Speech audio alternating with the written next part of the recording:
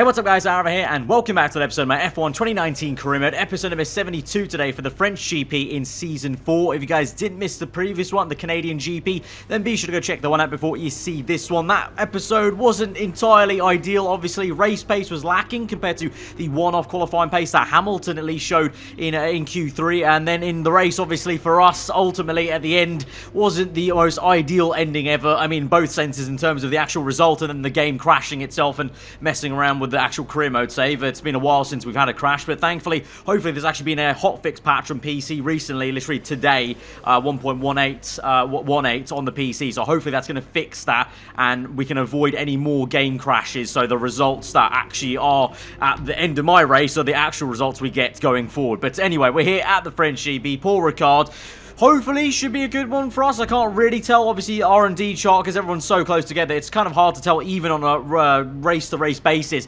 who's going to look strong, because everyone's nearly maxed out their cars. So, honestly, let's just get into Q1, then see how it goes. There might be some rain involved for both the qualifying and the race, so that also might be a spanner in the works as well. But let's just see how we do over one lap. Welcome to qualifying for this weekend's French Grand Prix. The teams are making their last-minute adjustments before the lights go green, and the fight for pole position gets underway. So, Anthony, here we are with another exciting qualifying session ahead of us. Tell me, what are you hoping to see today? Well, Crofty, it's always at the back of my mind that I'd love to see the lap record broken. But even without that, I'm hoping to see some fantastic edge-of-your-seat driving today. With the conditions as they are, I'm sure we'll see some very fast laps as the drivers push themselves to squeeze out every millisecond that they can. Alright, so we're going to start off in Q1, all nice and sunny and clear. The rain, though, will be coming later on. I think maybe just at the end of this session going into Q2. So watch out for that. Potentially, maybe, a chance to start on a free compound tyre then for the race if it's not raining at the start of the Grand Prix. But just getting through, obviously, the motions and trying to get through into the next session here as we go through, towards across the line. And we're going to be fastest of all. And it's a pretty damn decent start for us as a team there, with Hamilton also matching us by 900ths off us. But it's looking pretty close as well. Red Bull right up there. Surprised to see the Racing Point lacking a little bit of pace there, with Hulkenberg only in the top 10, the other Racing Point not there actually. But we move into Q2 then, you can see we've gone straight out this is, and it's already starting to rain, but my engineer said this is the correct tyre. We went literally as soon as I loaded into Q2, clicked the buttons, flying lap, let's go, and it's drizzling right now. So the thought was maybe it's going to be dry enough just to get a quick enough lap time. Potentially the Inters might not go faster in these kind of conditions where it's just starting to rain, so that's why I went out into turn 1,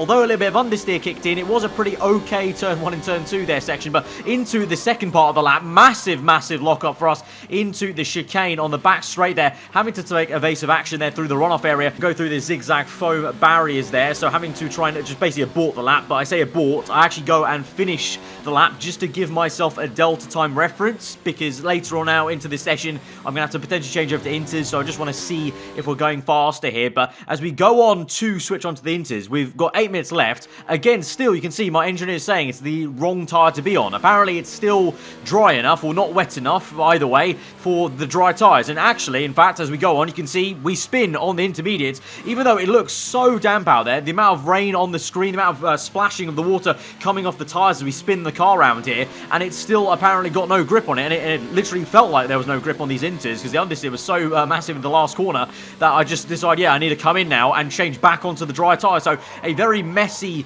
Q2 here, and a very messy start to the race weekends here all round. And by the time we get to the end of Q2, literally at the death of it, you've got 30 seconds to go on the top right there. It's now dry enough again to be onto the slick tyres proper. Everyone's already set times on the slicks in that first part of the run. No one went faster into, surprise, but it's just very baffling, because it really looked like there was enough rain out there, very much kind of like Brazil 2012 ala. You look at the track and you think it shouldn't be physically possible to go on slicks, but hey ho. So we come through now, we've gained a heap of time, about 5 seconds or more there. Obviously that accounts for our mistake as well. Across the line, what is it going to be? It's going to be P4 then, and we're through into Q3, and in the end actually pretty closely matched there with Hamilton. But you can see a bit of a mixed up Q2 really, because we've got the likes of Alfa Romeo right up there, the Toro Rosso, Bottas and Leclerc made it through into Q3, and Toro Rosso did bring upgrades this weekend, so fair play to them. But Lucas Weber, one of the championship contenders it seems so far in this season, is out in Q2, so all round a bit of a messy one for everyone, I guess. But at least the important thing is we made it through into Q3, and so we can move on then, and the sun comes back out. So France clearly at the moment is wanting to be very bipolar in terms of the weather out there right now. So we're now into the top 10 shootout. We've only got one set of soft tyres though left because I had to burn 2 sets in Q2. The first one I ruined when we went out when it was starting to rain, and then the second set obviously I got through into Q3 with. So we only have this one run at the moment. Lewis Hamilton, my teammate, is on pole position, or provisional pole I should say. Let's see what we can do. It's been a pretty decent tidy lap I feel, but across the line, and it's going to be 4 tenths off Hamilton. P4 maximum it would be, and by the time we get to the end of the session some people go faster, and we're down to P7 and we are 6 tenths off Hamilton as he improves his time, and he is on pole position for the second race in a row. Now obviously Canada didn't mean much because he had a penalty and started down in P11, but this race he definitely won't have a penalty, so he will start on pole position. So 2 races in a row now where he's outshone me in qualifying, kind of looking like the old Lewis Hamilton that we know from real life, I guess, in season 4 here, with this kind of very different situation of F1 of course to real life. So we'll see how it goes in the race, but we have some time to make up of course. There might be some rain also on Sunday, so let's just see how it goes, but let's hopefully not have a repeat of what happened at Canada. Welcome to Le Castellet as we return from across the Atlantic for the 2019 French Grand Prix. Reintroduced to the Formula One calendar just last year after an absence of almost 3 decades. The circuit Paul Ricard, where racing legends such as Alain Prost gave us some Turn 1 excitement before Valtteri Bottas and Sebastian Vettel and a commanding victory from Lewis Hamilton gave us a brilliant race last year. What, I wonder, will it have in store for us this season? We have 15 corners here at the circuit Paul Ricard, 6 to the left and 9 to the right. The rain is coming down and making for a slippery racing surface, but luckily there is plenty of runoff available, and hopefully we'll be able to avoid bringing out a safety car during today's Grand Prix.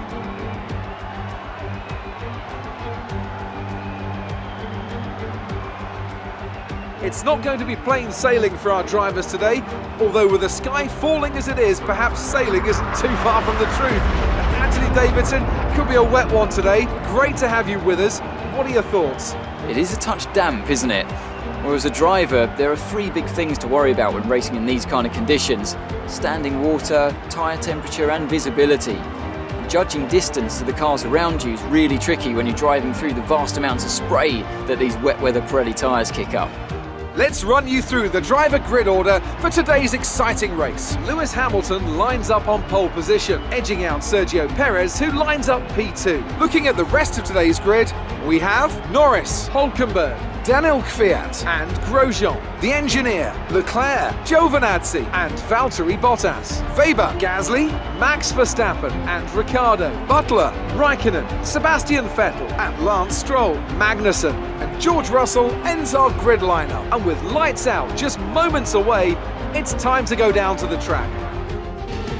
Right, so I said there was going to be rain on Sunday potentially, and there is full wet tyres, and it will probably be raining for most of this Grand Prix. It will thankfully get to dry just to the end if this weather forecast is accurate, hopefully. Otherwise, that will be a very long, painful Grand Prix really to do on full wets the entire time, but it looks like it'll go to at least minimum inters by the time we get to the end of this race. And of course, we had a fantastic race at Spain when we had a wet race on inters there, our first win in Mercedes and in this season, so I can't complain too much, but these full wet conditions are going to be quite tricky here. It's the first time really I'm going to be driving in full wets with this car, and for a long while actually on the game, full stop basically. But we'll lower the fuel then from P7. Well, we just got to try and do the best job we can. Our teammates on pole, so we've got no excuse. We know the car has more pace potentially in it. I'm just going to try and find my way and survive the kind of wet period. I don't know how my pace is going to be compared to the AI, honestly. And so it's a bit of a stab into the dark, but that makes things quite exciting, I guess. So here we go then to 5 red lights to the French Grand Prix here. Paul Ricard absolutely soaking here today from P7 on the grid. Fire lights are out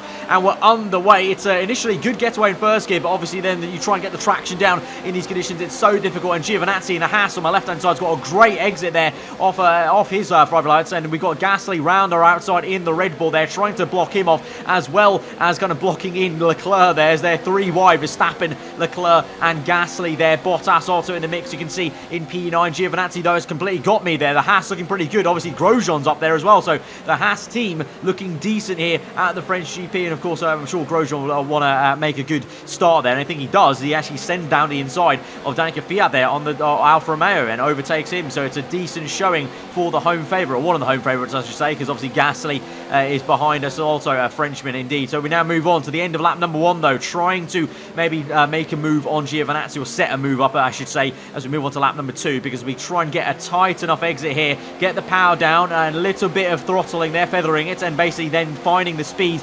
We're going to go to overtake mode on the ERS. Rich mix, obviously no DRS in these conditions there, but we should be able to have the pace to shoot one round the outside. Initially Giovinazzi brakes a bit later than me, but we just are able to kind of finesse the car around the outside on the mid-apex speed, and we're up into P7 then once again. But now it's going to be a little bit difficult, because I feel like a Fiat and Grosjean have a bit more pace than me potentially, so we'll just see how it goes. Meanwhile though, this is later on, and I think a lap or two later, this is Hamilton. He's down in P2, and now he's being attacked by one of the McLarens, Lando Norris that is, in P3 there, trying to get P2, so the two Brits go side by side now. The McLaren cars looking pretty damn tasty here. You know, for the first time this season they've shown up. It's really been all about Renault and Racing Point so far, and of course us, myself and Hamilton, but this is the first race where really the McLarens are looking once again very, very strong, as they have done in previous seasons of this career mode save on my channel. So you can see Lando Norris still going at it there. They're still side by side. He's going to surely get it, because he's on the inside line. That will be the favourable one, but if Hamilton can keep his nose in, potentially he could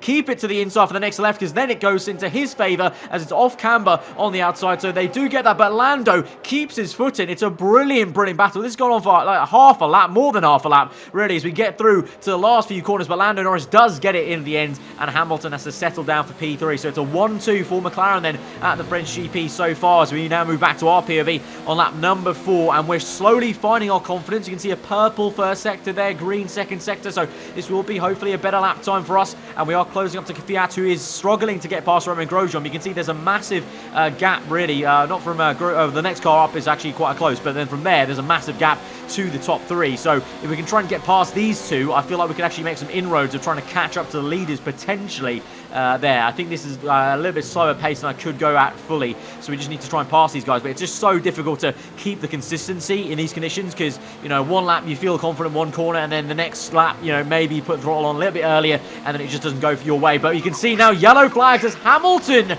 No, Hamilton is out of the Grand Prix, a travesty for him. He had a pretty poor race last episode at the Canadian GP as well. Like I said, the race pace was poor. We had a DNF last episode, and now it's another DNF for the team. This time Hamilton with just an engine failure. He was in P3 at least. That would have been okay for him.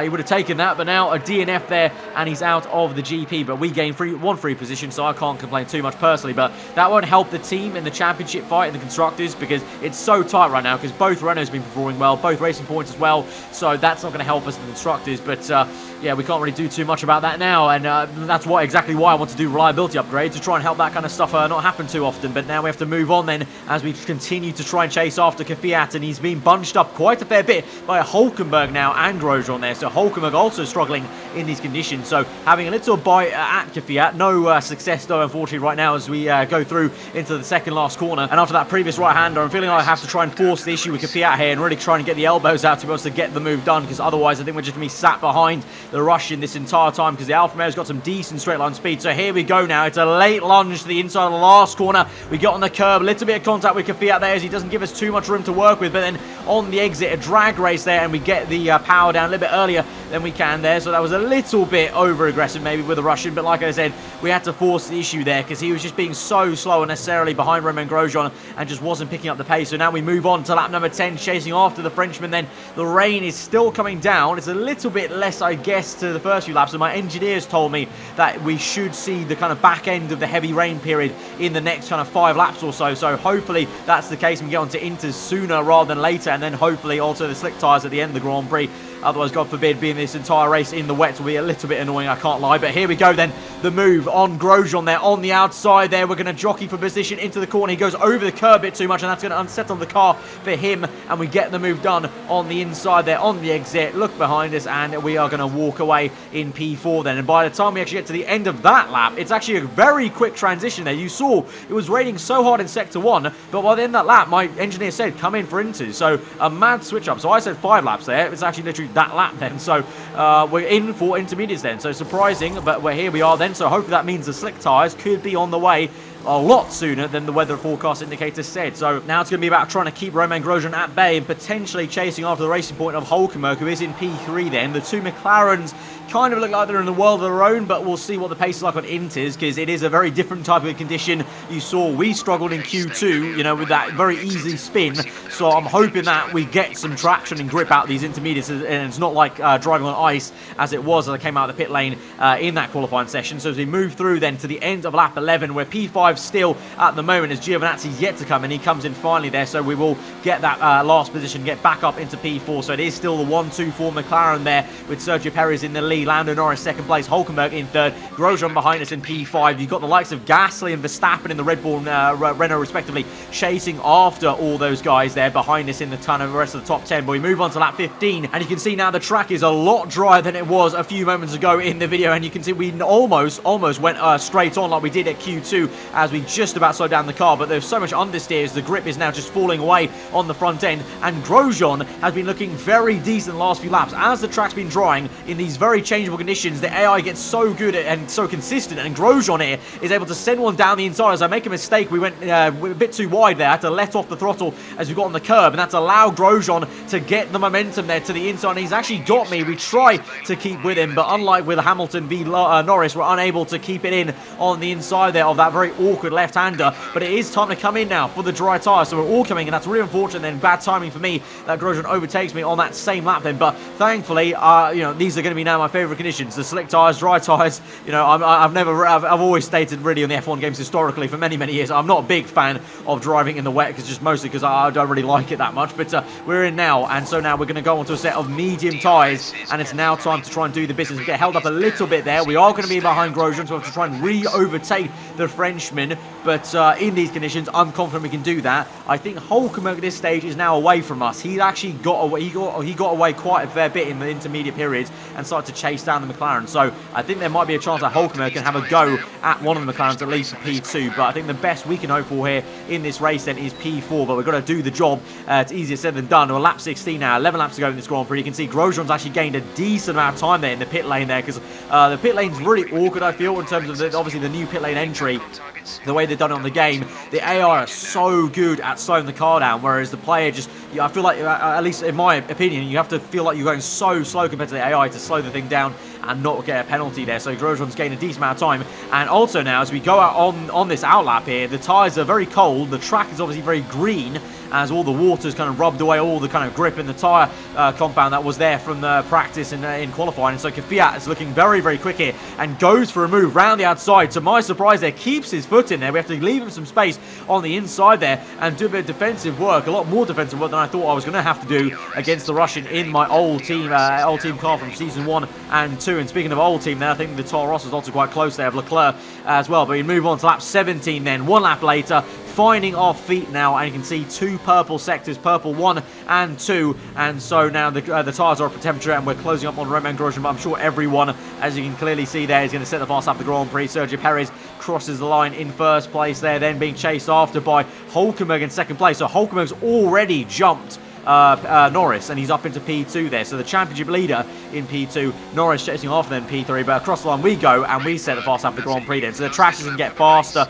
and faster, and everyone is going to go faster and faster, but we remain here on board, chasing after Grosjean in Sector 1. I can, at this point, feel the momentum building here. Like, it's almost inevitable that I'm going to overtake Grosjean. I feel just about when, really, and how I do it. I think it's going to be DRS probably down the back straight into the chicane, the same place where we got Grosjean in the wet conditions. So here we go then, winding up the slingshot right to the left then, flat out now in these conditions. Absolutely awesome feeling to go flat finally after 15 laps of having to feather the throttle. But here we go then, DRS open, overtake mode, rich mix. Grosjean pulls to the middle, not going to do much though for him, and we're easily passing up into P4 of this GP. And now we just try and push away and well, solidify the position. I think the gap is a bit too big to catch Norris. You never know though, there's a safety car, something might happen, I don't know. But we move on to lap 19, 2 laps later, and instead of dropping Grosjean and catching Norris at all, I'm actually still looking behind me at Romain Grosjean because he's actually kept me very honest here. He's within 1 second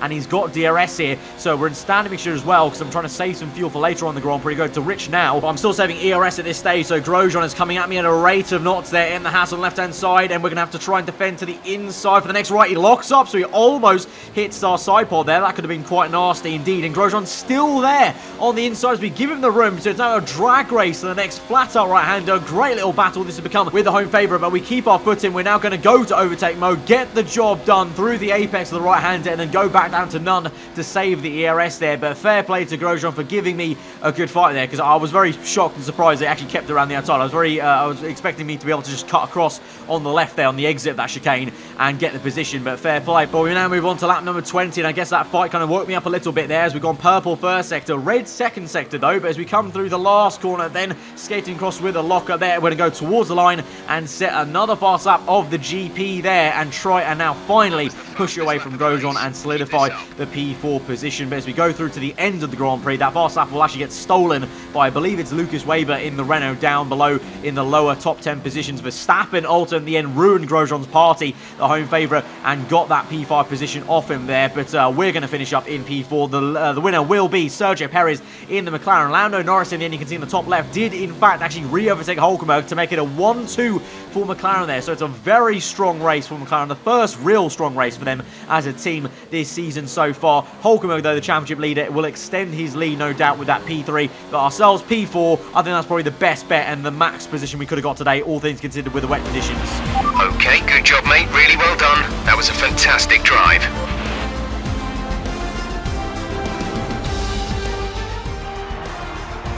It was a tough race at times, but they've held on to take a great victory for McLaren today. Anthony Davidson, how do you think they were able to set themselves apart today? Well, I honestly feel it was down to the driver and car today. I mean, we can talk driver skill all day, but if you don't have a solid team to back that, you're never going to get anywhere. When you hit that sweet spot of having both an excellent driver and an incredible car, that's when you see results like those we witnessed today. Our winning drivers are on their way to the podium right now. It's been a fantastic race for McLaren, that's for sure, and no doubt they'll be celebrating tonight.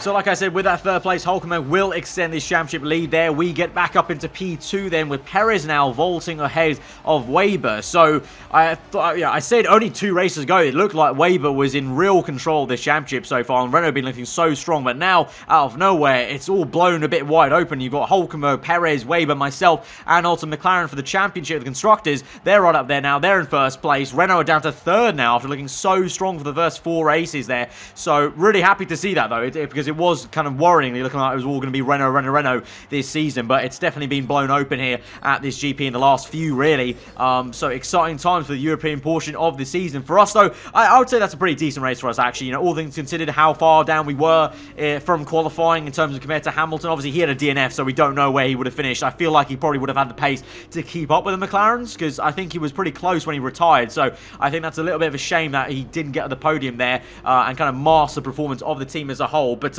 for us personally, I think it's a great race for us. I was worried about the pace we would have in the full wet conditions and the inters there, but it was pretty decent, I'd say. So at the end of this episode, then we're going to go ahead and finally purchase an actual performance upgrade on the car. We've got 2 chassis upgrades left, so we'll go ahead and purchase the major brakes update there. So I feel like we've done enough reliability for now. We'll come back to it and maybe do a few more later on in this season. So we'll purchase that major, and that'll come in for 2 episodes time at the British GP. But guys, if you did enjoy this one, the French Grand Prix, then be sure to smash that like button. Let me know your thought in the comments below. If you are new around here to subscribe for weekly full-on content, I've been aarava. Have a good day. I'll see you guys next time. Goodbye.